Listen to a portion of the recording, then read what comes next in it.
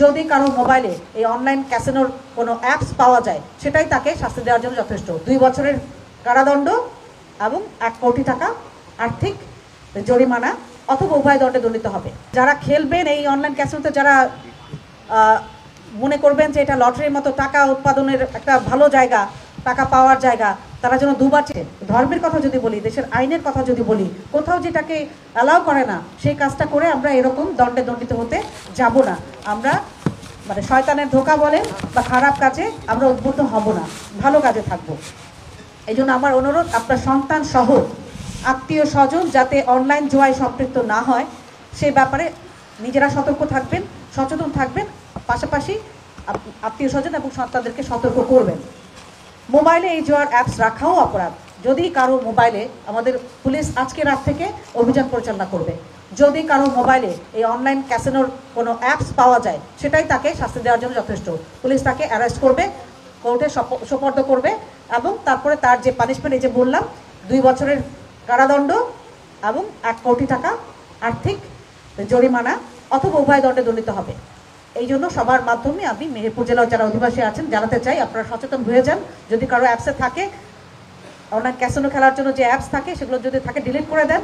আমরা আজকে থেকে অভিযান পরিচালনা করবো, ধরা পড়লে তখন আমাদের কাছে অনুনয় বিনয় করে আর কোনো লাভ হবে না।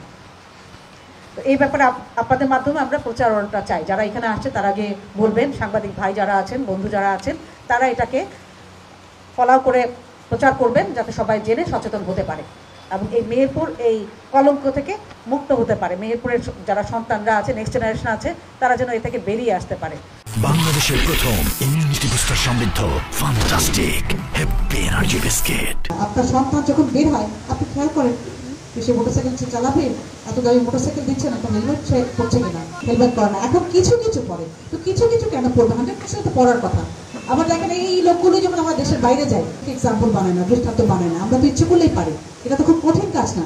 আপনি মোটরসাইকেল চালাবেন, আপনি হেলমেট এনশিওর করবেন, এটা ঘর থেকে বলতে হবে, কিন্তু ওয়াইফ হয় হাজবেন্ডের জন্য বলবেন, কারণ আমাদের যে তার জন্য আন্তরিকতা আপনার বেশি। এটা কার হয়?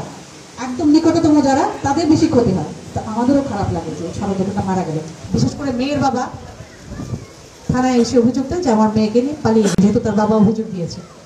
আমরা যখন তাকে ধরে আনি তখন কোর্টে গিয়ে তাকে আবার একটা জবানবন্দি দিতে হয় 22 ধারায়। তাহলে কি হলো? বাবার সে অভিযোগ খারিজ হয়ে যায়, বাতিল হয়ে যায়। আর এর মধ্যে যদি একটা বাচ্চা প্রডিউস হয়ে যায় তাহলে তো আরো মারাত্মক অবস্থা।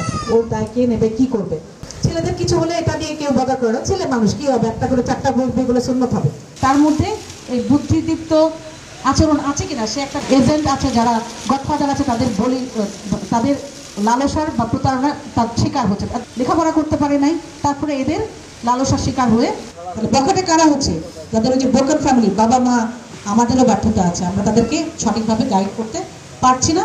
ওর শিক্ষার কোনো পথ আছে কিনা, ভালো কথা বলার, একটু স্নেহ ভরে ডাক দেওয়ার কেউ আছে, যাদের গার্জিয়ান শূন্য শয়তানি বুদ্ধি, যে আমরা একজন ইফটিজিং করছি, একজন বড় বড় খারাপ কাজ করতে পারবো। তো দুষ্ট লোকেরা, দুষ্ট ছেলে মেয়েরা খারাপ হওয়া থেকে ভালো পথে আসতেও পারে। এগুলো আমরা একটু চেষ্টা করব।